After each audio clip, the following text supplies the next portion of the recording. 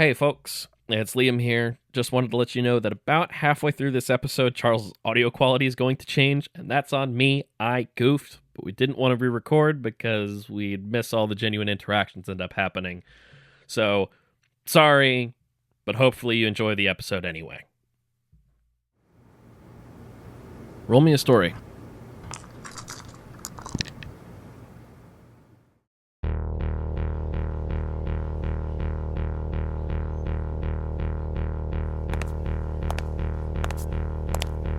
The mercantile section of this station is relatively small in comparison to some of the other sectors.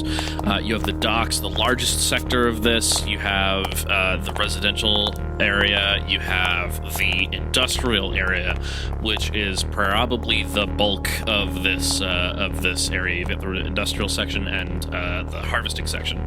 This is designed to harvest a number of different resources there's an asteroid belt nearby, there are a couple of gas giants, and then you've got the docks. The docks are relatively large as well, because you've got a lot of ships coming and going. This is a space that congregates all these sorts of things. So you have mining rigs being sent out from this place consistently. It gets brought back here in order to get processed. So because of this, there's actually a relatively small mercantile district, just because it's not really a thing that people come here for, and most of the stuff that's bought and sold here is usually just amenities and maybe small luxuries for the folks that live here.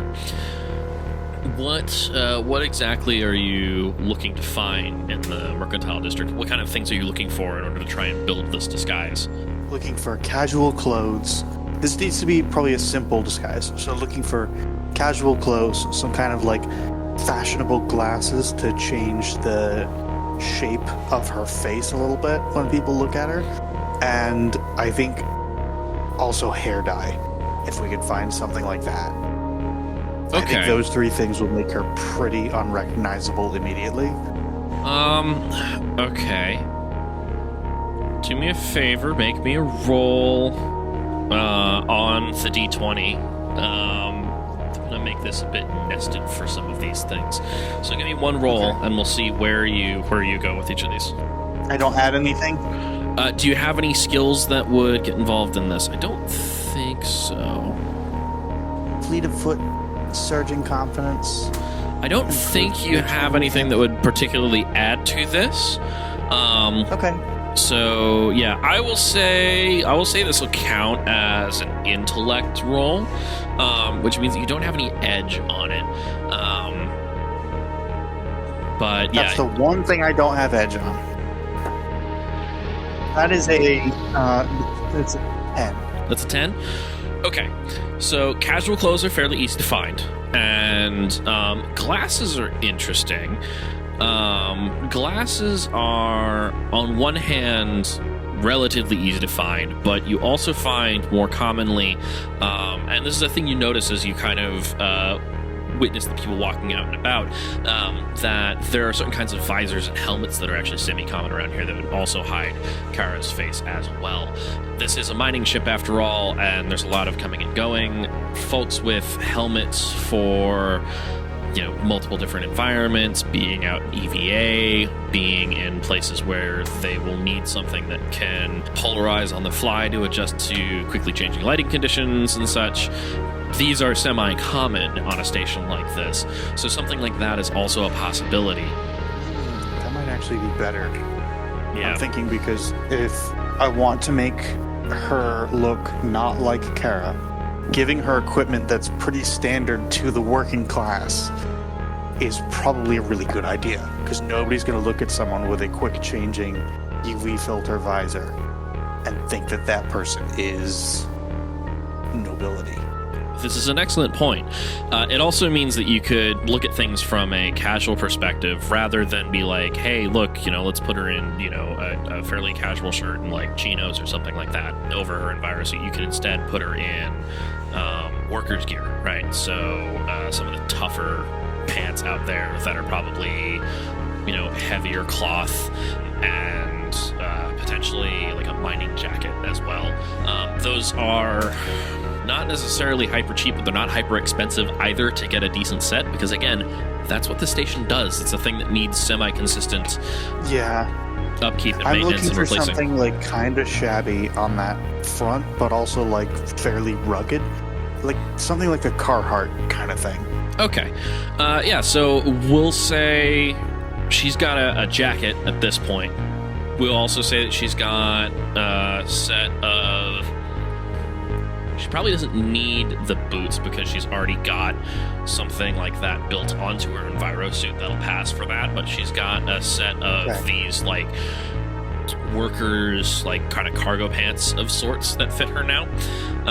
And then you're looking at probably, like, one of the helmets, right? I'm thinking about more of a visor, because we still want the changed hair color. Okay. And changed hairstyle as well. So the hairstyle thing is a bit trickier because you're having an issue finding a place that specializes in that sort of thing around here. In the time you have in between now and when you have to meet with this Irizian individual that you that is also potentially we looking can just for go death. with like. She's got the haircut. That's probably enough for now. We can just go with the visor and then a hat on top of that. Visor and a hat. Would that work? That might be easier to just go for a helmet at that point. They make these minor helmets that essentially attach to like the back of your head, right? And then the whole helmet comes out over as like a sort of sheet of glass. Think a cross between how the like Tron Legacy helmets look in some cases and how like the Halo EVA helmet looks, like a cross between the both of those. Yeah, so it's basically just a glass bubble. Kind of, yeah. It's a glass bubble that is designed to kind of fit around the head to a degree. You've got two visible breathers on the front as well, and that'll tell people that, like, whoever's wearing this is usually consistently shifting in and out between a couple different environments, right? They're either going into environments where the atmosphere isn't necessarily immediately breathable or is non-existent in the case of things like some of the asteroids out there, doing EVA repairs, etc. And the visor does polarize, so this will make Cara look like a worker rather than nobility, if that's what you're going for, and it will help hide the fact that you can't find the hair side of things. Okay, so Cara at this point is now, you know, looking like a miner, and has one of those moments where she's in clothes she's not used to, and a look that she's very clearly not used to, and it's very almost entertaining in a certain way, seeing this, you know, person that carried herself with a lot of like grace and poise in the earlier encounter you had with her, suddenly kind of looking sort of meek in these very like rough and tumble built clothes, as she's, you know, kind of trying to get used to the fact that this is what she's supposed to, you know, be wearing now and look like, and she's obviously still completely out of her element, but she's trying. Okay. And so she looks at you through this, you know, blackened glass helmet, and you can hear her kind of, her voice sounds a little bit robotic because it is coming through effectively a filter at the front of the helmet. And she just goes, "So, off to meet our new friend, yes?" I guess so. I don't know that I trust this, but you said you know the guy back there, so I have seen him before, and if Dev trusts him, then I trust him. we don't know that Dev trusts him yet. I am choosing to believe that he does. Right. Well, I will follow your lead, but be aware. And Alpin makes a show of just checking his gun, making sure that it is loaded. okay. She notices you doing this, and I mean, he is doing this very visibly. Like this is to make a point. Yeah. This is a period at the end of his sentence. yeah, she watches you check your gun, right? Double check the chamber on it and everything, and you can't see her face, but you do see her posture change just a little bit as she kind of squares up a little bit, and you both turn and you march over towards the docks. Okay. As you get there, make me a perception check. Playing Perception Check by Tom Cardy. Because I do believe you have... Don't you have something with this? I can scan. Oh, that's what you have. Right, That's right. all I've got. We'll say this is an intellect check of some Okay. sorts. Well, I rolled a natural 2. You rolled a natural 2? Okay. The docks... This is alien territory for you, right?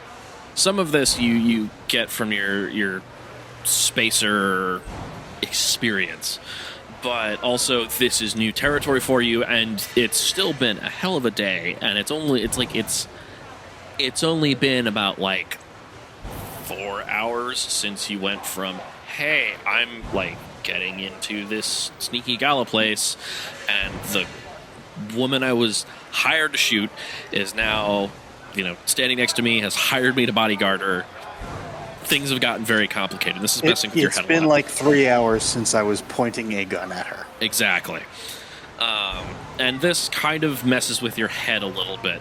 And the docks are also just loud and noisy and chaotic in that kind of ordered chaos sort of way. There are a lot of mining rigs and gathering rigs that are being prepped, unloaded, loaded up with gear, refueled. There's a lot of back and forth that's going on here. You do not notice as this surly Arisian falls in step behind you, and you just hear from, like, next to you over your shoulder say, "So, you're also here for Dev." Alpin's going to whip around and be like, "How much do you know?"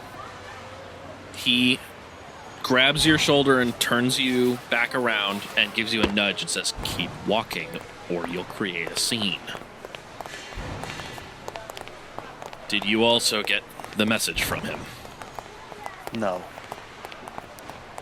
Cara speaks up at this point and says, What? What message? The Arisian looks around slowly. Dev said he had knowledge of an attack. Something against one of the houses. Potentially more. He didn't want to speak more about it on an open line. I assume you're also one of his friends. And when you arrived, your friend looked like nobility. So I am assuming, or was assuming, that he had gotten to you, told you what he knew, or at least told you that maybe he knew something you needed to know. You're telling me that you're here independent of this. You're very observant. I don't like that. It is my job. The Irisian has a moment where he slows down a little bit and looks over the crowd and squints a little bit. And then he begins moving again. He says, Remind me, did we ever give Cara an alias? I don't think we did. Okay. Well, we're going to need to figure that out pretty soon. All right. He's going to keep moving again, and he's going to say, so, Dev was missing when I arrived. I have a bad feeling that whatever he knew, someone found out he knew it and wanted him gone because of it. Certainly seems that way. Do you have any idea, any potential knowledge of where he might be. I just got here. I don't know this dev. I was told that we need to meet with him. That is all. Shit. Well... And he sort of just looks over at Cara to see if she has an answer to this. Cara sees you look over to her, and she says, I am here because Dev is a trusted friend of my family, and I am in need of his help. I know very little of where he would go from here. This was already where he went to ground once. I don't know where he'd go to ground from here.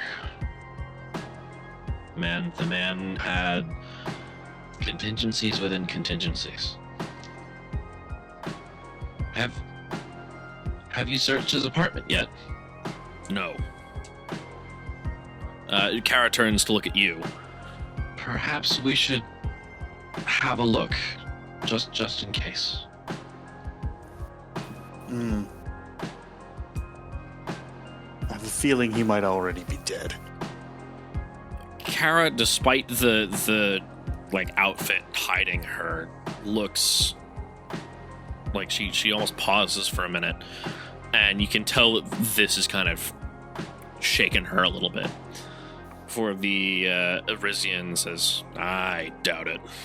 Not yet. If he was, they probably would have left his corpse behind. But you said you didn't search his apartment. I didn't search it. That doesn't mean it wasn't there. There were no bodies in there. And we should trust you? For all I know, you are the one who killed him. Smart kid. But no, I was an old client of Dev's. I don't want him dead. He's done too much work for me and mine. The Arisian, stops for a minute, and you can hear shouting in the distance through the crowd. He turns to you and goes, you know how to use that thing? Pointing to the pistol in your hands. I do. Good. You're going to need to. I'll see if I can draw them off, but some of them are going to stick with you. Go to Dev's place. I will meet you there as soon as I get free. And he turns and shoves his way through the crowd as you see 5 armed individuals, right?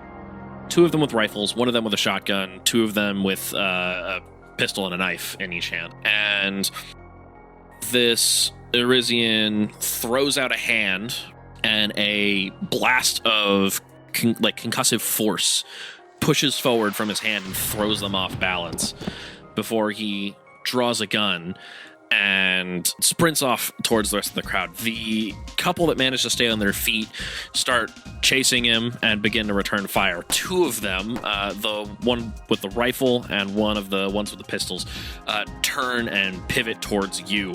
One of them is visibly limping and is pointing past you at Cara. Just goes, that's gotta be the one! It's gotta be the one! This is combat. Roll me initiative. Hooray! I have Fleet of Foot, which I believe gives me an edge on initiative. That does. So, you in this instance, you add 3 to your roll. Okay. 23. Damn. Okay, you are first. Oh, I should roll initiative for Cara as well. Oh, she rolled pretty well. Yeah, so you are first. Describe the area that we are in. So we've been walking along the docks for a little bit. Yeah. Big, semi-open. The way the docks tend to work in stations such as this is that it tends to be a much more wide open area. You have a section that is inside and a section that is sort of inside, sort of outside, in the sense that there is essentially a field closing off on one side, and then there's the sections that are exposed to space, which is where you have like traffic control systems and such. The actual physical docks are part of this middle section, and this is where you're kind of on the edge of. So it's a big and open, a wide, like rounded kind of space. Lots of different platforms with varying railings and such. This is somewhat busy. There are a decent amount of people in this area. So with all the shouting, there's going to be a lot of people turning to look at you in the space as well. Okay. You've got a whole host of different things going in and out, by the way. There's cargo and whatnot being carried across this. There's a couple different stacks of boxes nearby. It'd probably take you at least a round or two of movement in order to get there, but... So, this is kind of like the opening couple scenes of Treasure Planet, right? Kind of, yeah. I want to do something really stupid, Oh, no. but honestly, I don't have the health points to support it if I fuck up. So there are a bunch of like railings and stuff, right? There are, yeah. I wonder if it is possible.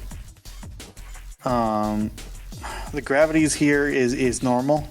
It is an artificial type of gravity in these sort of this big circular structure. It would almost be centrifugal if it weren't spinning too slowly for that. Like it is very clearly magically induced. But yeah, there is a very definitive down, and you are currently standing on a platform that goes around the ring of this like opening docks space. How much would it hurt if I were to jump down from this railing to a lower railing, pulling Cara with me? Oof. Next railing would probably be... That'd be tricky, because you would have to... You'd have to aim for it in order to hit it. And there's also the fact that if you go out too far, it will flip back around and try and pull you back in. So it can work, but your options are either fall about 15 feet to the lower level, which would hurt. You'd probably take 2 points of physical damage in some way, shape, or form. Or you would have to thread the needle to try and fall through all the varying platforms to the point where the gravity gradient changes, and then try and land on one of the ones otherwise. That one would be Or the underside of one. Yeah, that would have to be a pretty difficult roll to make, but it is something I would let you attempt. I mean, but imagine if I did it, though. No, okay. We've got one guy with a pistol and one guy with a rifle, correct? The guy technically has a pistol and a knife, right? Okay. He's holding them in like that tactical position where he's got the pistol in his primary hand, and the knife is in a back grip just underneath it to offer a little bit of extra support, and also mean he can stab if he needs to. So he's technically got both. The other dude has a rifle. The pistol guy, these guys are about three rounds of movement from you, but you are both clearly in range of each other at this point in terms of ranged shots. I want to shoot the rifleman in either of his hands, because I know that a rifle is a two-handed weapon. And at the very least, it is going to give him massive difficulty on firing that rifle. And at the best case scenario, his trigger finger is now broken or shot off, and he cannot fire the rifle. Okay, so from this distance and from... Oof. I will let you make that shot. Here's how I'll rule this. You will roll a standard attack, right? If you roll above a 9, you will hit him. If you roll above a 15, you hit his hand, right? You hit one of his hands. If you miss the called shot, your damage will be reduced from a 4 down to a 2, right? For this attack. Okay. Yeah. Yeah, okay. Then I'm going to go ahead and make a speed edge on this. So that would be Speed. 2 speed points. So Right. now I'm at 6 in my speed. Yeah, is what you should be. And so the difficulties of these are reduced by 3 each. So your attack rate to hit this guy is now 6 instead of 9, and to hit his hand is now 12. Okay. I like those odds significantly better. All right. That's a 19. Nice. Okay, so you shoot at the rifleman, and you hit the back of the palm of his hand that is holding the underside of the barrel, right, on his rifle. Okay. And you just hear him go yelp in pain, and his hand comes off the weapon, and the barrel is just like pulled down to the floor. He is going to suffer any severe penalties to attempt to shoot you. Cara is going to move for cover. She's not in cover yet, but she's moving towards essentially a stack of these big metal industrial crates. If she has another round, she'll be behind cover at that point. Okay. It is both of these guys' I turn. can technically move as part of another action. As a result of enhanced fleet of foot, I think. Is that true? Let me check and see. As a result of something. I'm pretty sure. That honestly, I think you might be right. Let me check the rules here. It's noted that I have 5 things, but that seems like a low amount. Let me double check. Foot.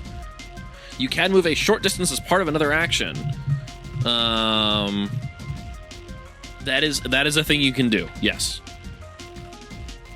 I will allow that. I will allow that retroactively. That is a free action for you, actually, because you have a speed edge. Okay. Because it reduced the cost of anything coming out of your speed pool by 1. So you can take that essentially as a free action that costs you no points. Yeah, so I'm just going to move along with Cara at that point and go, move, get to cover. Okay, given that she is moving more of a distance than you, she is ahead of you, but you have moved out over towards these spaces. If you make a long distance move, you'll be in cover with her next turn. But if you make another fleet of foot action next turn, it will take you a third turn in order to get there. Anyways, both of these guys... I am mostly just trying to put myself in between them and her. Okay. Well, you have certainly drawn their attention, as they're both going to attempt to shoot at you. Actually, that's not true. The one with the pistol is going to attempt to shoot at you. The guy with the rifle is going to move over towards his own set of cover at this point. Let's see here. Roll me a speed defense roll. All right. That is a natural 1. Oh, no. Okay. Fortunately... Oh, that's a GM intrusion. Okay. That's not good. So, this guy sees you raise your pistol, right? And he levels his weapon at you and fires twice. One to tag you in the shoulder. The other one goes through your knee, right? Your environment suit manages to make sure you don't have a completely shattered kneecap, but your movement for the while is going to be hindered. So if you attempt to use fleet of foot, right, it will take a speed roll of difficulty 2 in order to succeed on that movement for the next couple rounds. Take 4 damage. Oof. Where do I put that? You can pull that out of either might or speed. It's physical damage. Okay, I'm taking that out of might. That puts me at 6 and 6. Okay. That's so much damage. That's your turn. Okay. You can use one of your recoveries mid-battle, by the way. Like, your action for a turn can be to use the true. recovery. And wait, I believe... Isn't that one of the things that I get? Yeah, Surging Confidence. When I make my first recovery action each day, I get to make another action. Yep. So I'm going to go ahead and use my recovery action. All right, roll 1d6. That's a 1. Okay, so that's you recover 2 points. Recover 2 points. I'm putting them in speed. That puts me back up to 8. And then you are allowed another action. I'm gonna shoot him. Okay. I'm aiming for body shots at this point. Okay, body shots don't count as they don't count as called shots. This is a difficulty 9. This is difficulty 3, so it's a 9 or higher hits. Nat 20. Oh boy. Ooh. Do I get an intrusion now? You do get a major effect. Yes. Hang on a second. I need to remember how this works. Right, so you rolled a nat 20. Nat 20 is a major effect. It deals 4 additional points of damage, or the PC gets a major or minor effect in addition to the normal results of the task. I'm going to give you the 4 additional points of damage, because that just means that you just counterattack and shoot this dude straight through the head. Okay. You turn and you just shoot at him after he's shot you in the kneecap and in the shoulder, and you just see his head snap Same back. shoulder again, damn it. With a splatter of just blood out the back of his head as he falls over backwards. The other dude is, at this point, gotten in cover, so attacking and hitting him will be significantly more difficult. Cara is actually going to turn, and you're going to see her hold out her hand, and it's going to glow, and the bullet in your knee is going to it's going to hurt for a minute. It's really painful, but it pops out of your knee, and the wound starts to close up just a little bit. Recover 3 hit points. Oh, lovely. You can put I'll those, take that into. You can distribute might. those however you want. You can distribute those however you want. Or okay, I'll put that into. Currently at 6. I'll put that into 2 into speed, which puts me at 10. 10 speed and 7 might, because we're currently fighting at distance, and I haven't had the opportunity to draw my knife yet. Yeah. So the other guy is in cover. Yeah, it is now your turn again. All right. Cara did not get into cover, did she? No. She stopped to try and help heal you. Can I use... I don't suppose I can use my movement action to push her into cover, can I? I'll let you make a might roll to do so. Okay. Difficulty 2. So 6 or higher. That's a 14. Yeah, okay. So you basically keep moving, and you get up close to her with your hand up by your shoulder to just push her forward towards where the these metal crates are that she was going to hide behind. At this point, move. The healing can wait. Move.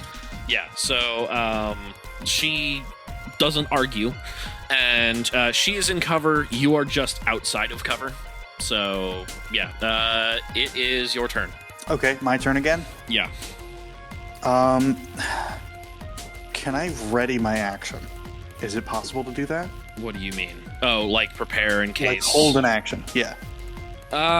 Cypher doesn't really let you do that. That said, the way Cypher works, it's designed to be toyed with. What are you looking to do? I'm looking to keep an eye on where I know the guy went into cover, and if I see him pop out, shoot him. Okay. Alternatively, if holding an action is not a thing that you've implemented bonus rules for, I can scan the area to see if he's left from another direction. Okay, I have not implemented a hold action type system for this currently. Okay, I'll scan then. Okay. Using the one magic that Alpin knows, he is going to scan a 10-foot cube, including all creatures in that area. What does Alpin's scan spell look like? It's probably quite discreet. He's probably practiced with making it something that isn't obvious what he's doing. Mm-hmm. Just like a quick wave of the hand, maybe a muttered incantation at best. But for the most part, it's just sort of like, he's practiced on being able to get this one thing down very quickly and very discreetly. Okay. So given the way that magic can work in this universe, the way that the gods have kind of written the laws of magic, interestingly enough, magic is essentially just an application of energy and, in some cases, of information, and that's what this scan spell is. So Alpin doesn't even speak in order to enact this spell, and given that you've spent time trying to get this discreet, the only real thing that indicates that you're even casting this spell is your eyes. Kind of, the irises on your eyes flash a pale, glowing blue for about half a second. Oh, sick. Cherenkov radiation. Kind of, yeah.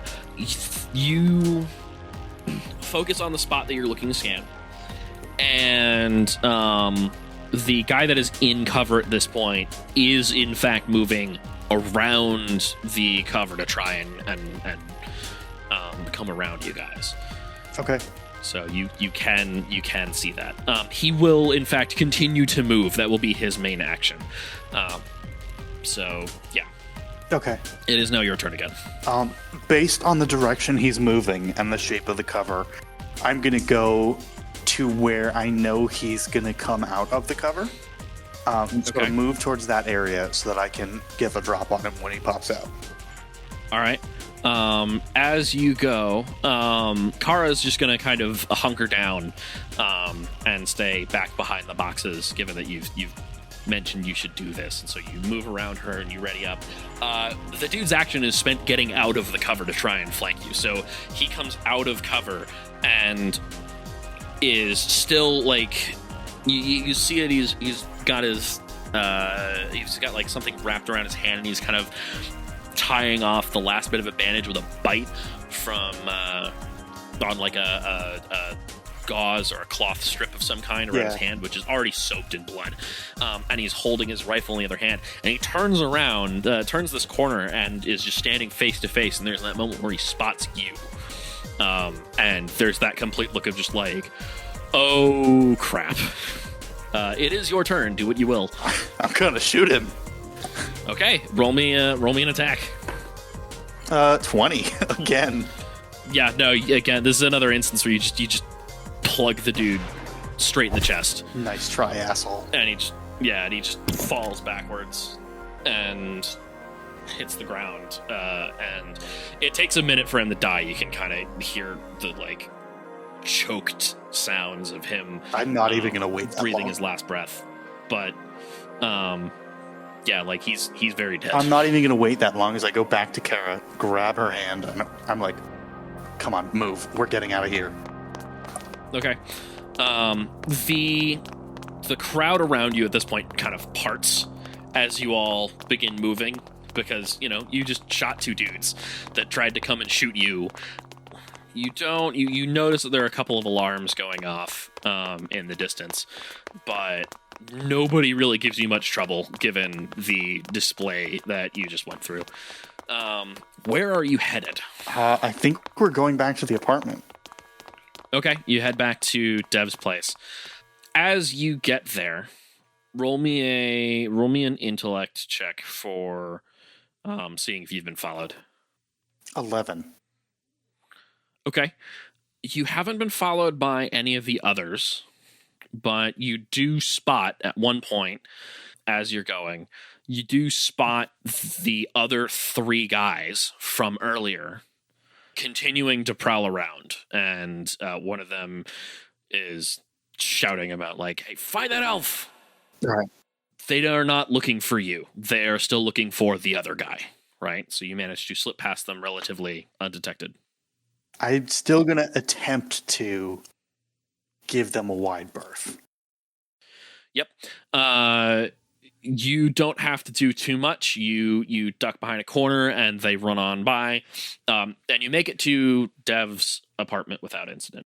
The first thing you notice about it is that, strangely enough, unlike most of the spaces you're used to, where everything's, ship-based, and most things have like an actual mechanical door of some kind that will either open or shut, shutter style or iris open or something like that. Dev's apartment has a standard door. It's a almost, it's like a metal frame, but it's on hinges with like a doorknob. These are a little bit more unusual out in space stations because it's usually easier just to implement a door system out here because it's what they have the materials for. There's usually extras floating around. This one has clearly been forced. The latch in there is broken in some way. The door is swung out into the hallway, and you can see the part of the latch lying on the floor. And inside, the scene doesn't look much better. It's fairly sparse living quarters. You've got a very basic kitchen, a relatively small bed, which at this point has been thrown against the wall and visibly trashed. You can see multiple blood spatters and a couple bullet holes in a few places. There's a desk with a computer over in the corner and a dresser as well. And again, everything is trashed. There's a closet door hanging open slightly.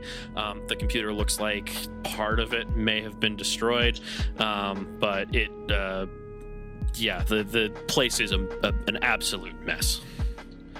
What do you do? Are you stepping in first? Is Cara stepping in first? Alpin will step in first ahead of Cara. Okay. When you get a better look at the place, the computer has had a few parts of it destroyed. The kitchen has been relatively left out of this, aside from the fact that like the two chairs and the table have been something got thrown into the table, but other than that, like the actual stuff set up on the kitchen seems to be relatively untouched. You spot a couple more bullet holes in the wall opposite as you kind of step into this space. The bed is completely destroyed at this point, and the dresser looks like it's been moved around a little bit. There's glass all over the floor as you step in, and you notice the window is broken. Windows broken, glasses on the floor. First thing that Alpin is going to do is point out the glass on the floor and be like, "All right, that means that the window was broken in. So, at the very least, your friend wasn't thrown out the window. It doesn't necessarily prove that he's still alive. There's some bloodstains around here. Any of these could be his."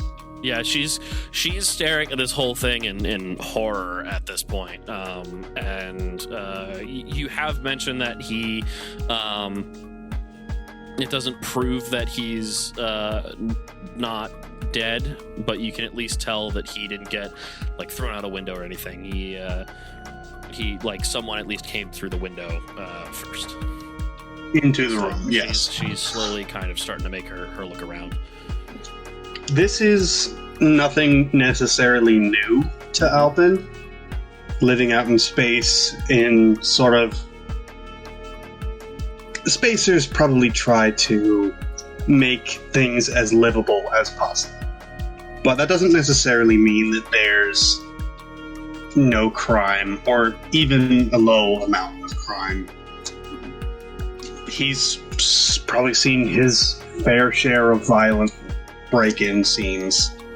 Not necessarily just his own. Yeah, the nature of spacers right now is that their reputation isn't a super great one. Partially because spacers are willing to get involved where other folks would not. Whereas mercenaries are seen as kind of like the high-end or fine people with a code. The spacers are seen as a little bit more, maybe potentially lawless, due to what they're willing to get involved in. This is definitely not the first time you've seen a mess of this sort, especially not in a space with as much political flux as Iriz. So the first thing that Alpin is going to do is to take a minute and scan the room, using his scan ability. Okay. Which I believe he's used before this session, right? You have. So that costs you... Yeah, I use it in combat. Yeah, if I'm not mistaken, that costs you 1 intellect point. Okay. And... So that puts me at 8. That gives you the space, right? That gives you an idea as to what's in the space. Yeah. Okay. There's a camera hooked up over in the corner near the kitchen that seems to be getting most of the large space. You can see on the computer, it seems like it might still be functional, but the chassis seen some better days, and the little thing that normally would be a fingerprint scanner or a biometric scanner has been smashed to bits. So you're going to need some other means of getting into the computer if you want to not just try and hack into its memory outright somehow. The closet, you can tell that there's something over in the closet. You can't quite tell what's from here. Give me a D20 roll for this. Okay. That is a 6. A 6. Okay. There was a concealment spell in here that you can tell has been not necessarily dismissed, right? Alpin's seen magic before, and the standard dismissing of a spell is relatively smooth.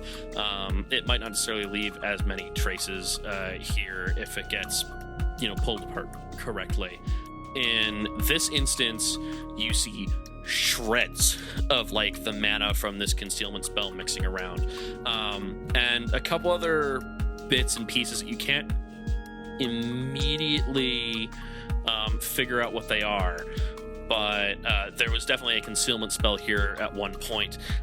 As you start to focus on what you can tell it is, it leads you to a space behind the dresser.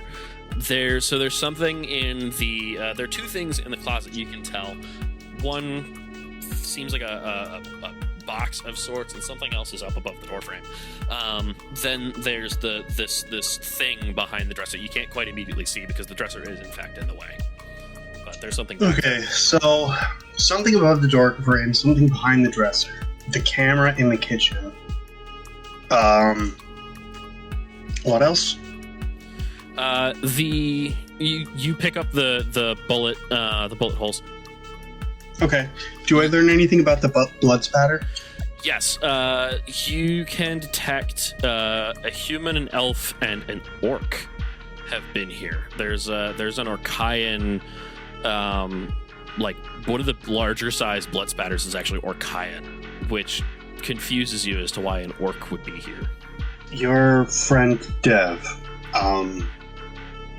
What kind of person was he?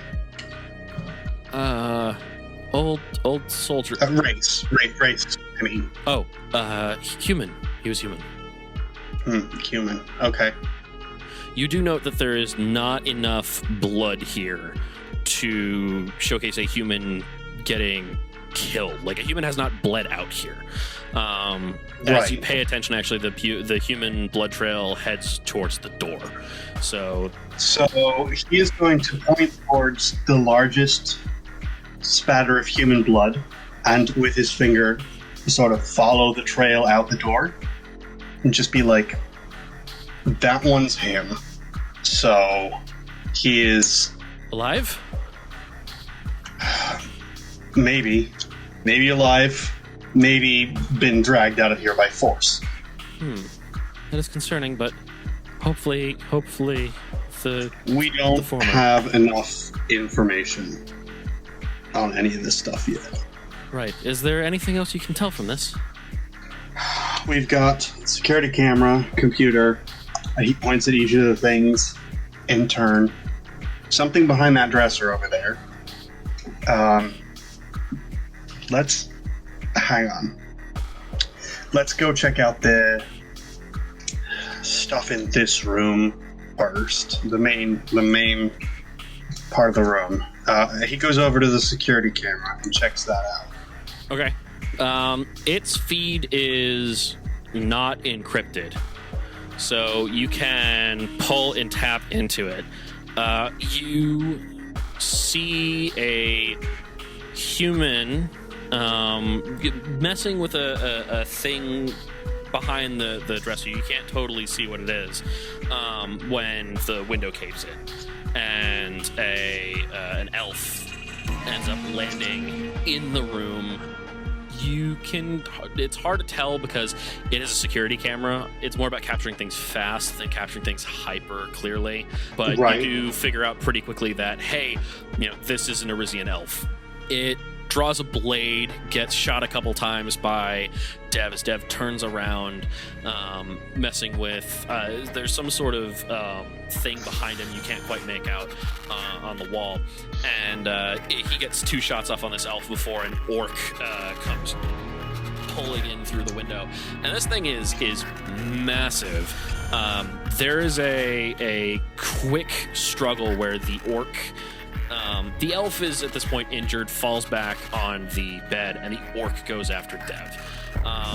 It tries to land a couple blows on him, but Dev manages to get up close personal plugs, a couple rounds into its shoulder, and then a couple into its jaw. It's clearly not dead, but it is very much dazed, stumbles backwards, and you can see it let go of this spot that it got shot in its left lower jaw, and just blood drips onto the floor. You can tell that's where that big spatter came from, and it kind of staggers. The struggle kind of continues as the elf steps into the fray, and they struggle for a bit. The elf manages to tag Dev before Dev makes it very obvious that he's not going down without a fight. The elf pushes the orc out the window and follows the orc out of there, and Dev looks at the window, looks down, and then turns and goes back to the thing in the wall. He finishes up whatever business he has. He pushes the dresser back into place. At this point, he turns and heads over towards where the door is, at which point he falls from view. And you can zoom in, and there's a point where you see yourself and Cara step into the room, at which point you're now caught up at real time. Is this feed going anywhere, or is it just alive for orc? Nope, it's localized. You have to plug in order to find it, so it's not connected to anything network-wise.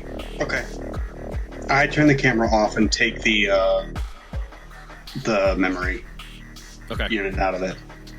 I don't necessarily need to carry it around, but I don't want a record being left that we were here. Yeah. Next, I think it's pretty obvious that we're being pointed towards the dresser, whatever it is. I will turn to Cara and be like, I'm going to check out whatever he was doing over here. You look at the computer. I imagine we'll probably need a password of some kind for that, if it's even still functional.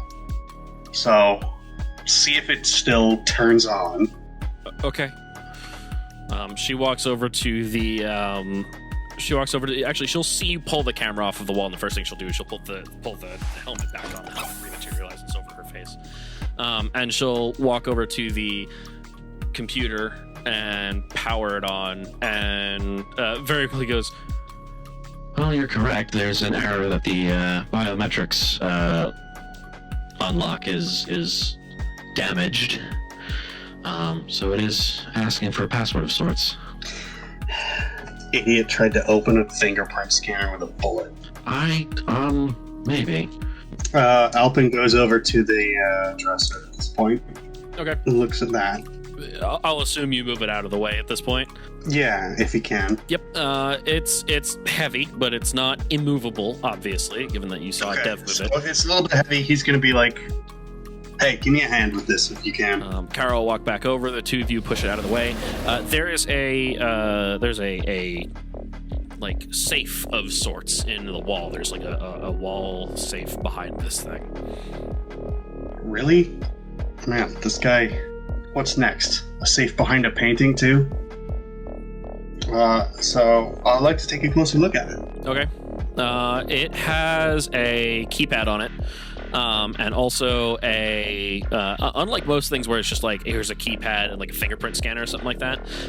There's a keypad on it, and there's also a physical like thing you have to turn on the front of it in order to get it open. But yeah, it looks like it had a bullet shot taken to it at one point, but it didn't actually go through the thing. It just looks like there was a dent in one of the spots. That's about it so far. Okay. No idea what the code is. No idea what the password for the computer is. It's not a physical lock, so it's not like we can listen to it clicking. There was something above the door, wasn't there? There were two things inside the little closet space. If you go there to investigate... I'm going there to investigate. Yeah. You open the closet and find what's very clearly a gun rack with no guns left in it. That said, there is a box of armor-piercing ammo underneath, and there is... Will it fit my gun? Yes. Okay, I'm going to take that. It will fit your pistol. This is kind of the standard... like military caliber that a lot of modern Lillum and Arisian and even Rosian guns use. So we playing Silent Hill now. Kind of. There are instances where this wouldn't be a thing that would immediately fit, but in this instance it does. Not Silent Hill. It's probably more like there's that one game where that you have the bullets and it fits all types of guns. Magically somehow. I forget what it was. I what that game was. Know which one this is, but this one does fit specifically most handguns. It's designed to work with handguns. Okay, handguns. So you have this is a cipher. This you can use. Oh, this is a cipher. Yes. What this will do is this lasts, and this makes your next 3 attacks with your pistol upgrade from. I will either make them upgrade on the damage track. So currently your pistol does medium damage. This would make it do instead of 4 damage, do 6 damage. Or you can cause it to pierce the line. Essentially, it would deal 4 damage to one target and 2 to a target behind it. Okay. The other thing above the door is you reach up and there is a data disk. I'm gonna take that. Like a little thumb drive of sorts. Take that and plug it into my computer phone. Okay. It pops up with an image, right? The main image is of the space station, right? And you've got 2 sets of coordinates. You've also got a 3rd set of coordinates that are off planet. They are actually back on Iris. But the other 2, one is in the industrial sector of this space station, and the other one is out over in the slums of this residential district of this space station. Okay. On top of that, on this image is written 414 4:14. Does 0414 work on the safe? No. Okay. You plug it in and it doesn't even really respond to the code. You don't hear a click, you don't hear a buzz, nothing. Okay. There's nothing. There's no enter button. That. Yeah, you'll hit the enter button. It'll just clear. It just clears. It's not doing anything. There's no response from this safe currently. Yeah, that's fair. But the numbers, does it have a digital readout? Yes. Okay. Did the numbers show up as I typed? Yes. Okay, so it has power. It just was the wrong code. Yes. Maybe. Hang on. I'm gonna try something stupid. Okay. Can I just turn the handle? You go to grab the handle and you notice that the door isn't even like fully closed. Yep. And so you can just open it on up. Yeah. Alpin's just like, well, I feel down now. Cara turns and is like, What happened? What? The safe's open. Oh, that's strange. It's safe's been open. As you open this safe, you notice that some of that mana from like some of the magical like wisps of this just shredded concealment spell are actually emanating from inside this safe. That said, as you look inside at an immediate glance, you don't see much left here. There was not much in here to continue taking. It's a relatively small safe. It's got two pockets, essentially, separated by like a shelf in the center. And there's maybe a couple papers in here, most of which show some of Dev's old military contacts. He basically quickly put together that he was actually a veteran in one of the last Chainbreaker Wars. So, oh, fun! Yeah, he was one of the humans that decided to continue to help fight alongside the Arisians, and seems to have kept in contact with some of them. You see a couple different contacts from House Draenon, House Kashale, House Ragna. Like this guy knew some people, but mostly because he helped fight alongside these people. So it makes sense that he would know some of them. Okay. But in terms of anything else, there's not much left in there until you kind of stick your hand in and realize, hey, there's something on the underside of this shelf. Well, I feel on the other side of that shelf then. There's a second camera. Oh boy. Look, make sure Kara's wearing the helmet. She is. Yep. Is the camera rolling? It is currently on. All right. I will turn it off if I can. I'd like to look at the stuff in that. You can't do that without turning it off, but what you can do is you can plug into it in order to not get turn at it off, but like stop it from transmitting, recording, whatever. Okay. Roll me another d20. And you have a 19. Oh, damn. Okay. So what you quickly plug into this thing and you realize that this one is streaming outside of this space. Okay. This one is streaming to some other signal, and you manage to kind of latch on to where that signal is and trace it to a local node here on the station coming from the slums. At this point, the connection disconnects and you lose your trace to the node, and you now have access to the video feed. Most of it is the gentleman opening up this safe, and you are faced with a old, kind of like grizzled human-looking man. Dark skin. He's got a fairly prominent mustache on him, all grayed. This is a human that's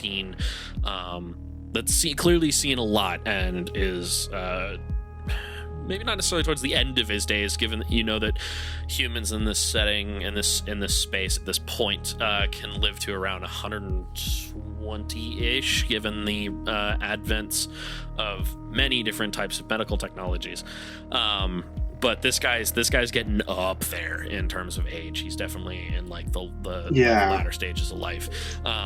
Like I know Alpin is 75 and still considered a child in Elven terms. Yeah, like this is where you kind of have that moment of like the rules for how old people are don't apply in the same way here. There's that brief moment of cognitive dissonance where you remember that you have essentially biologically stopped aging, whereas this man has probably been around for only slightly longer than you have in the ways that you would think, but at this point is approaching probably the back third quarter of his lifespan.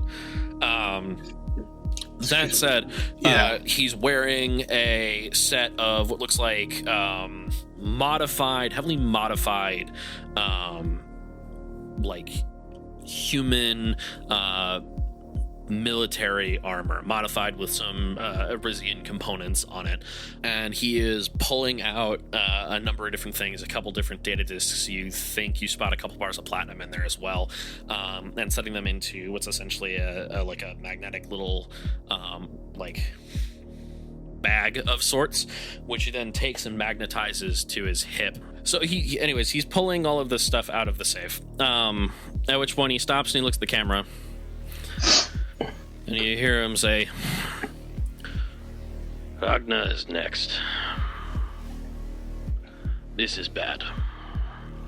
At which point... Oh, that doesn't sound good. You hear the sound of a crash as you can see something barrel in through the window, and he quickly reaches underneath and taps the camera off.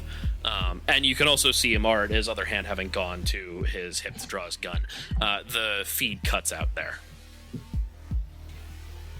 Interesting.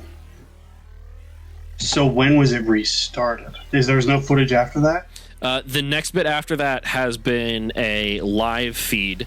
This is a point where you see, if you go back into the live feed that's on there so far, the next point where it started doing recording, right, where it started streaming stuff, it looks like shortly after the fight. There's about an hour and a half of just blackness after the recording starts back up, before it's an image of you opening up the safe and So it was started up remotely then? Yes. Interesting. Alpin is going to turn to Cara and be like, so, I think I might know where he's gone. Maybe. If I'm wrong, then things might get ugly. But there's the matter of that computer. Someone wanted into that. He's gonna go over to the computer again. Okay. And it needs a password, right? It does. Alpin's probably not good enough at hacking to probably hack his way past that.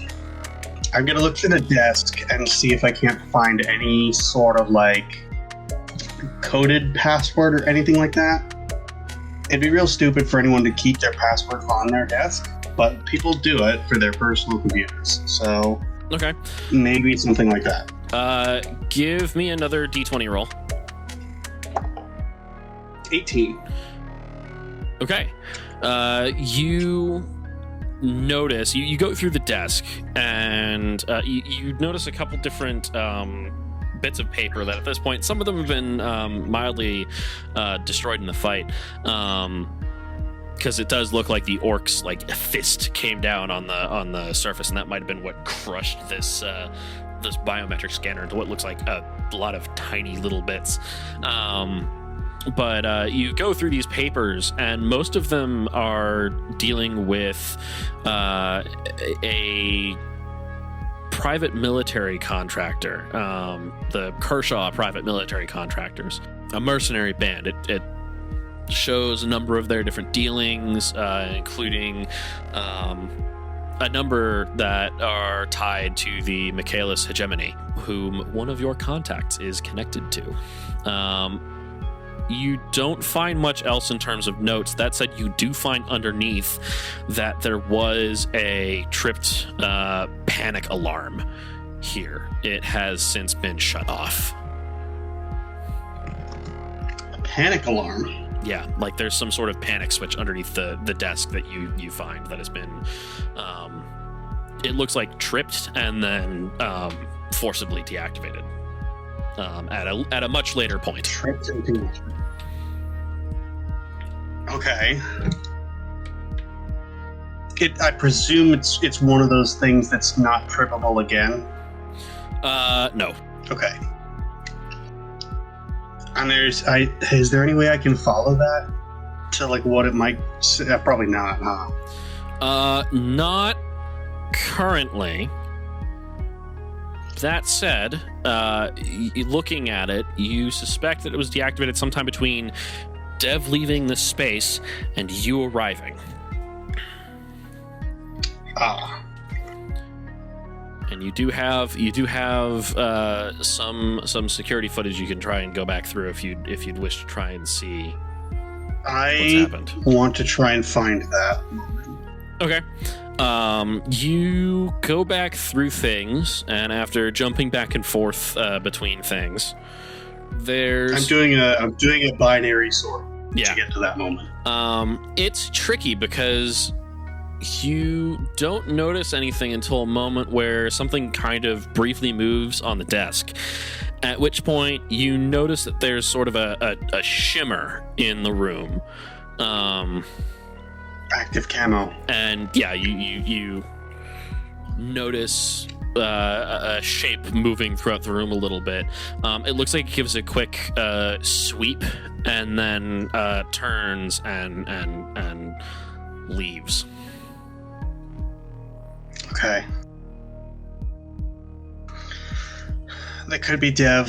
His Arisian armor components might allow him to go invisible. It could also be literally anyone else. Yeah. Is that all I find in the desk? No, actually, you find one more thing. You find an emblem that you actually recognize. It takes you a bit to recognize where you find this, because you'd recognize that this is a noble house insignia. But, you were just at an event earlier that had all of them there, and this wasn't one of the ones that showed up. And that eventually leads to your eureka of oh, this is an emblem this is a seal of House Kashale.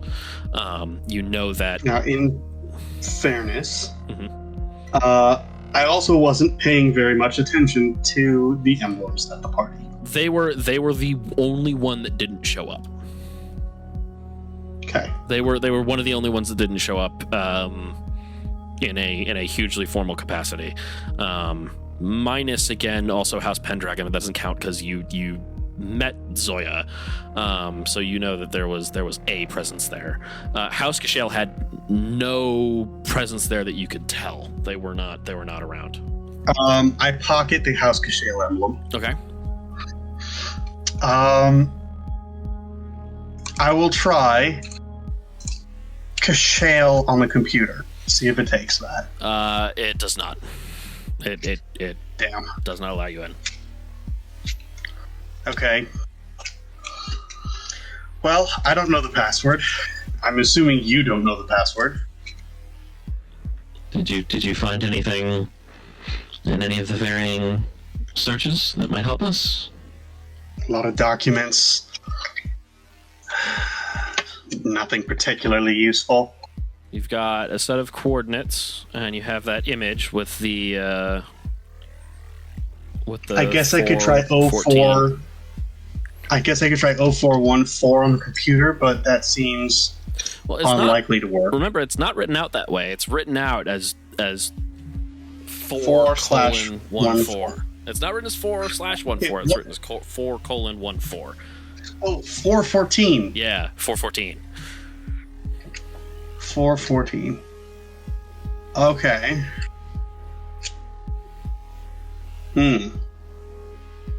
So he is probably. What time is it right now?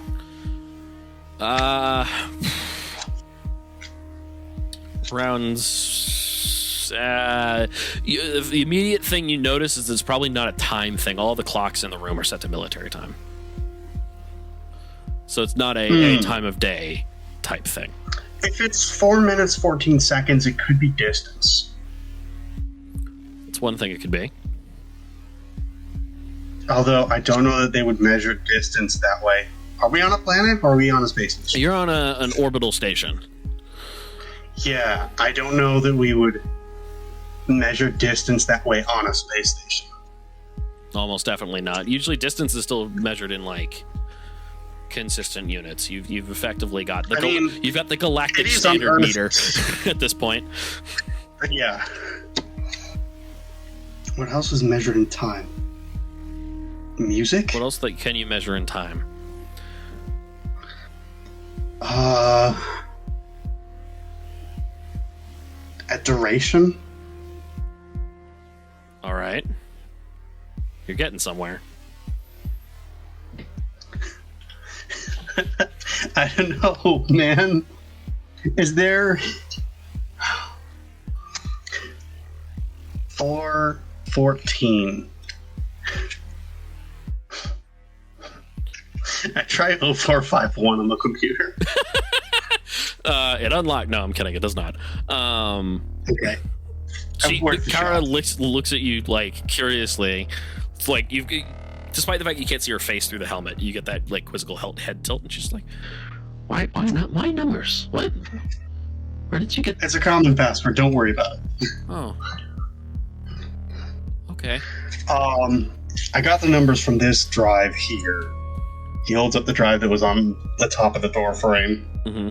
It's like, it said 414, 4:14. She plugs a cable from her envirosuit into it, and it displays on the inside of her helmet so she can read it. And it's like, It looks like a timestamp. Isn't that how timestamps are written usually? Oh, yeah. I go to 414 on the one of the video feeds, I guess. okay. The security camera gets you nowhere because there's nothing happening there. But you have that moment when you reach the camera that was inside the vault.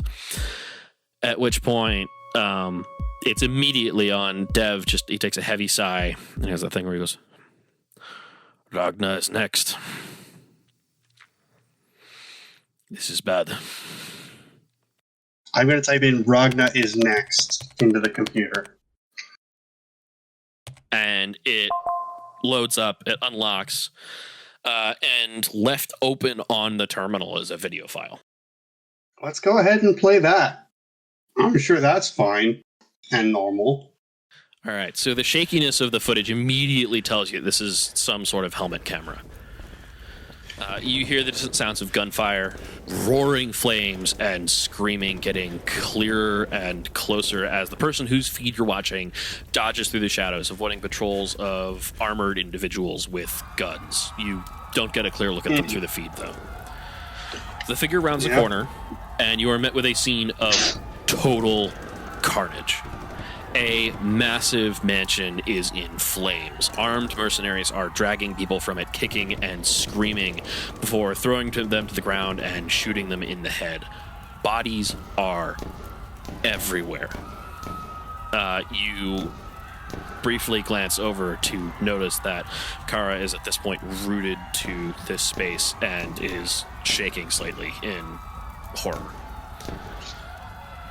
The armored individuals are a mixture of traditional human military contractors and fellow Arisians. The humans' armor is distinct enough that the Arisian envirosuits stand out against them, even in the flickering lighting. These elves are killing their own. A small group of captives have been shackled and kept huddled together, surrounded by some of these Arisians, as a massive figure steps into view, his body silhouetted by the fires. This being can only be an orc. They are too big, too muscular. They are far too big to be anything but an orc.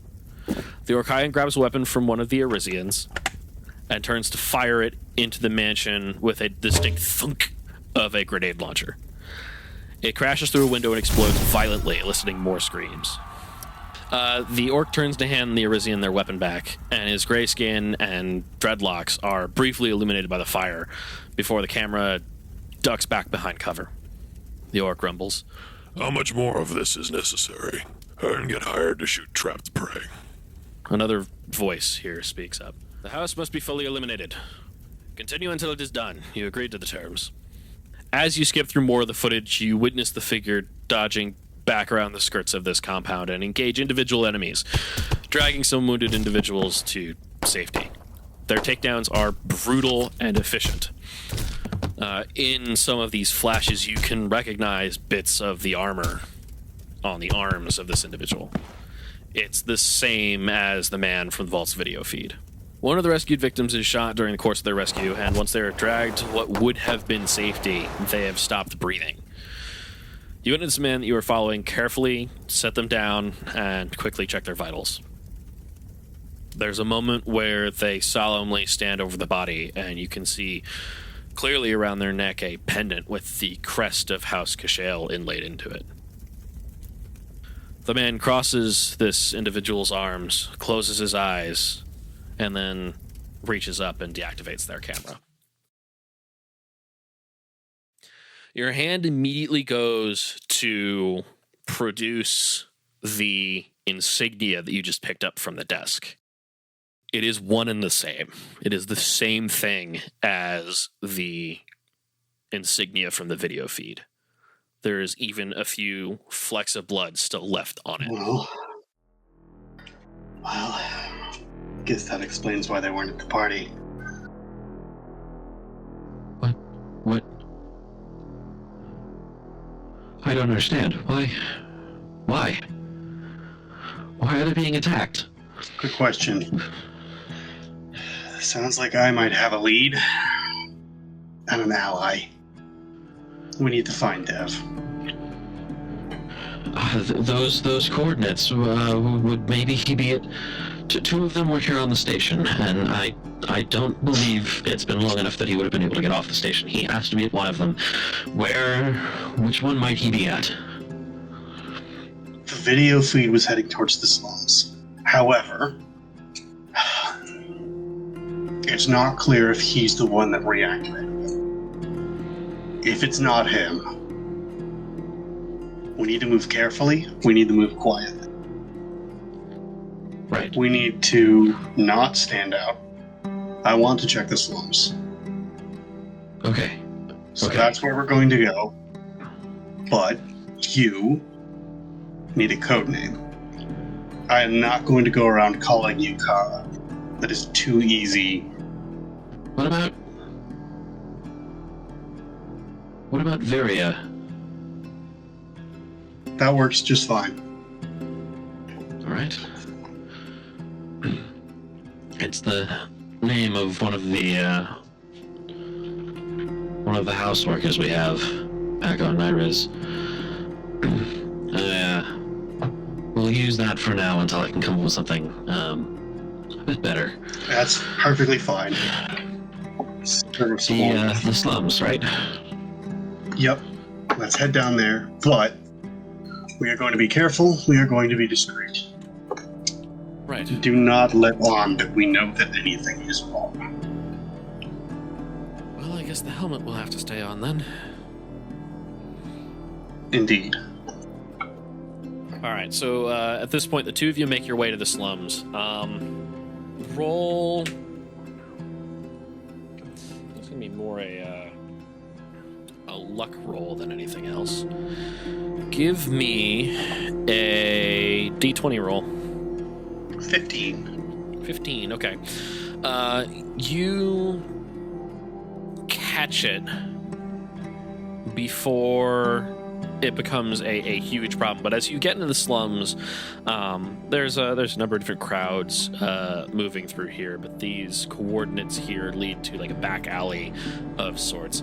On your way there, you notice something within this alley doesn't feel quite right. And because you're on your toes enough, you manage to catch it before you get too close. At which point, Cara taps you on the shoulder and points to the thing you kind of already suspected was an issue. As you can see a shimmering figure try to move out in the distance around the corner towards where these coordinates are leading you to.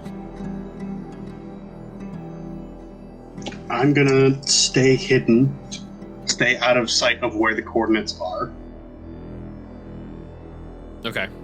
but casually, Okay. You kind of progress. so as not to draw attention. Yeah, you progress kind of down this alleyway, and there's a point where you realize you and Cara can stop and pay attention to these coordinates, and there is the man himself, Dev. He's taller than you thought from the footage, but he's still wearing like his armor, and you can see armored patch of sorts that's been put in place, a medical patch that's been put in place on his side, and another one up on his shoulder. And he's again grizzled old dude. It's different in person, right? Even from a distance, he's got this very commanding kind of presence of the space, standing straight near a wall, clearly scanning the space. You don't believe he's spotted you, but it's one of those things where momentarily, like, there's this moment of just like, oh, this dude is the real deal. You should not be messing with this guy. Okay. That said, while you're staring there, the shimmer vanishes, and the Irizian that met you earlier steps into view and says, "They're on their way here. Whatever you left for them, they found it."